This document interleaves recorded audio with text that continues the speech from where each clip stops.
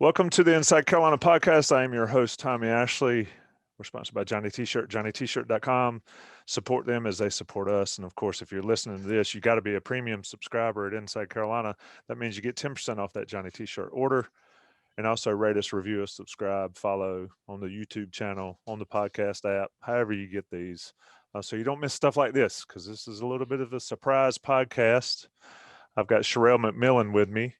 It's a Friday evening, which I can't say the last time I did a Friday night podcast, maybe during a tournament of some sort. But Sherrell, we're gathered here today to talk about the commitment of Oklahoma's Brady Manek to the Tar Heels. Tell us a little bit about what North Carolina can expect to get. But first, tell us the process that maybe got him to Chapel Hill. Well, I can tell you the last time you did a Friday night podcast, it was 4 weeks ago, because that was the night that Carolina lost to Wisconsin and ended their season. You are accurate. See how quickly I put that out of my misery? Well, the 4 weeks have been 3 years, in IC time. So, yeah, Brady Manek, he is stretch four. I think that is the big thing that I think has Carolina fans excited. Because if you look back, Hubert Davis and back to Roy Williams, the stretch four was something they really, really wanted, and they couldn't quite grab one. Luke May is kind of the last real, what you would consider stretch four that they had. And that was, kind of a confluence of circumstances that went their way, with his dad having played there, and him accepting a walk-on role at first and then getting on scholarship before he ever got there. Anyway, the point is they've offered a ton of guys in that role and just haven't been able to get them. So the fact that Manek really is that guy who can space and spread the floor with the shooting, I think is huge for North Carolina next year. And honestly, the happiest person in the world, if he decides to return to North Carolina, has to be Armando Bacot, because he's going to have so much room to operate, with someone like Manek out there. You start talking about Hubert Davis and listening to what's been said by his assistant coaches, Brad Frederick, Jeff Lebo, and Sean May, and then you start hearing what he said publicly and started putting that with what we've heard privately. And spacing is probably, if it's not one, it's 1B. If it's not 1A, it's 1B, as far as what they want to change for next year. And someone like Manek just gives you the ability to spread the floor and spacing, which makes it so much easier for guards, makes it easier for him, makes it easier for Baycott. So it really is a big deal. I don't think folks should diminish this just because it's not a five-star guy coming out of high school or anything. This is a polished player who's ready to start right away. Yeah, that's the biggest thing for me. We've talked about young guys and recruiting high school guys, but this is a guy that played 100 plus games at Oklahoma, averaged double figures every year, 14 and a half his junior year, and has hit what 235 threes in his college career. I mean, I'm not sure, and correct me if I'm wrong, I'm not sure if Carolina could have gotten a better fit for what they're trying to do than picking up this guy. Yeah, if we assume, we don't know, but what we assume that Hubert Davis wants to do, like we said, is space, and Mhm. that's what Manek creates. And I was looking it up. 235 made threes. What would your guess that would be all time at Carolina if he had spent his I, 4 years at Carolina? I already saw it, You so I'm saw it, not going to okay. spoil it, but I'll let you share it. So he would be third all time behind Marcus Page and Joel Berry. So that tells you the kind of prolific three-point shooter he is. And I don't want to limit him to being a three-point shooter, but that is something that I think the Carolina staff has recognized that they need. I mean, how could you not after the last 2 years with the way they've shot it? It's been inconsistent, is probably the nicest way to say it.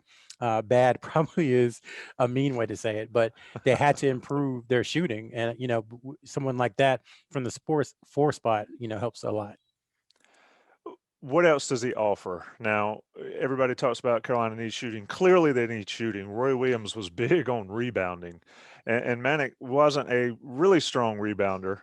But Baycott will eat up a ton of those if he comes back. And you're right. I think I saw Baycott tweet the Hubert Davis deal with it meme or GIF earlier today. But he's got to be a good rebounder for this Carolina team to excel doing what Hubert wants to do, right? Or is there another way that can mask that with just Baycott down low?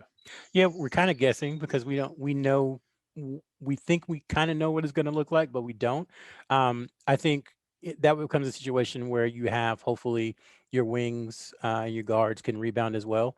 Since there is going to be more space, you would presume there'd be more opportunities for them to gather rebounds. So there's that, and he does have to become a better rebounder at UNC, because if things play out like we think, that's going to be a necessity for big guys. But what he also brings, I think, is just, it sounds cliche, but veteran winning experience. Having done it at the highest level in college basketball, a power, I guess it's power six now, or a major conference team in the tournament, out of the tournament, playing against Baylor and playing against Kansas and playing against Texas, like really good teams, often, sometimes, succeeding and playing well. So I think that is huge, that you're going to have someone, you don't want to call it like a pro, but when a NFL team signs, Grizzly veteran backup, it's always, well, he's going to come in here and mentor those guys. I think maybe, I don't know Manek's personality, but I think just the way he works, because he's been in a college program and he understands what it takes to win.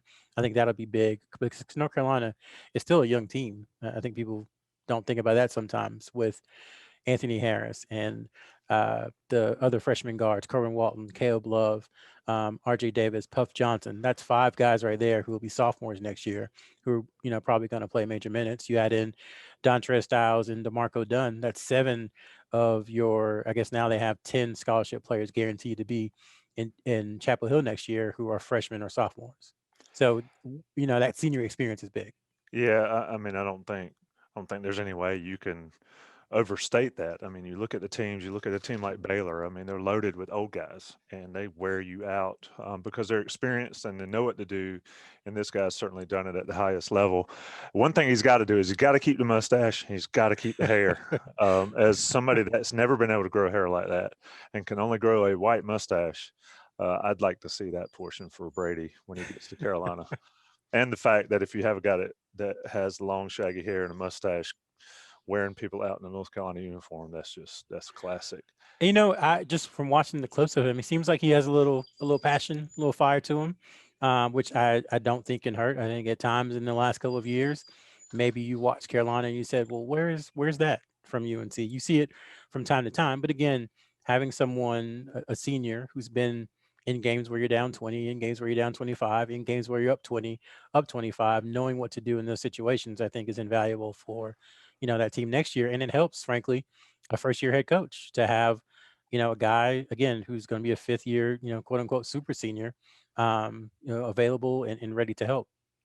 Let me ask you this, knowing what you know about the current team and what's on the roster, what's expected to be on the roster, how do you see the fit all around, not just the shooting and all that, but how do you see the blend with him? Does having Hubert Davis being a first year guy, does that help a guy like Manek coming in? Because maybe it's sort of a cleaner slate than it would have been if, say, Roy Williams was still there. Yeah, I think that's a good point. And it's, again, we're obviously not going to disrespect Roy Williams on the podcast, Mm-mm, but absolutely. there was kind of a stigma that if you're a big guy and you go to Carolina, certain things are going to be expected of you, which they were, and that's one of the reasons he won 903 games. But for certain type players, there might be an aversion to always being in the paint, and I think. Whether it was fair or not, that was the expectation that people had if they were looking at UNC or thinking about coming to UNC, that he's going to bury me in the paint.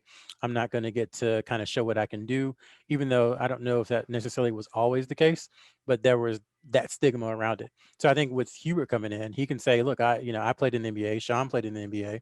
I'm very familiar with the new concepts with spacing and pick and pop and pick and roll and all those things, all the NBA concepts. And I want to use that and put it on top of what Carolina has always done and kind of blend them together, just like Coach Guthridge took some stuff from Coach Smith, and Coach Williams took stuff from Coach Guthridge, and Coach Doherty took stuff from Coach Guthridge, and they all put their little stamp on it, blend it together, and it's like the new version of the Carolina way each time.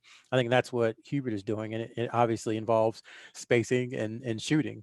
So that's where I think Manek comes in, and that is why maybe having Hubert say that is a little bit different than hearing Roy Williams say it, because there's not right or wrong. There's not 30 years of history behind it. There's, what I said in a couple of Zoom calls. Yeah, it's going to be fascinating to watch. I mean, if I'm totally honest with you and with our listeners, it's sort of exciting to see Carolina maybe play a different style than they've played. I understand when they talk about building it on the foundation that is Carolina basketball, but to see something different. And I'm not necessarily sure that had the other guy stayed, it would have been much different. I think that it's going to be completely different because it has to. Let me ask you this, and we're going to keep this one short, folks. Coast to Coast with Sherrell, Sean, and Joey Powell on Sunday night. Joey and I on Inside Carolina Live tomorrow morning discussing this and other developments. But Christian Bishop, I believe he had a commitment date of this weekend, but he has committed to Texas shortly after Manek commits to Carolina. What's going on there? Well, I don't know for sure, but you can start to connect dots. You can say, okay, Carolina has these two guys, presumably who play the same position. I think what we've heard is that Carolina would have loved to have them both. However, if you're one of these two guys, you're leaving a situation and you don't want to go get less playing time. You want to get, equal to or more. So I think the idea that they could have got both is faulty. So they would have taken both, but I don't think there's any way they were getting both, right? So Bishop sets a commitment date for a Saturday on Thursday night. And basically that leaves Friday if you are UNC. And if I'm not saying they have a preference, I don't know. If they had a preference, they maybe you call that preference up and say, look, we feel good about the situation we're in with X player on Saturday. So just want to let you know that. And if there's anything you need to tell us, let us know. And, in this situation, it looks like Manek committed. And I think, you know, we've talked about Hubert Davis space and we talked about player development. The other thing he's talked about a lot about is shooting. So in this situation, you have one guy who wants to prove that he's a shooter and another guy who's already proven that he is a shooter. So, if you start putting things together, you kind of see that maybe they prioritized the shooting, even though they would have loved to have both, but they knew that they could only get one to come because of the playing time and the position and all that.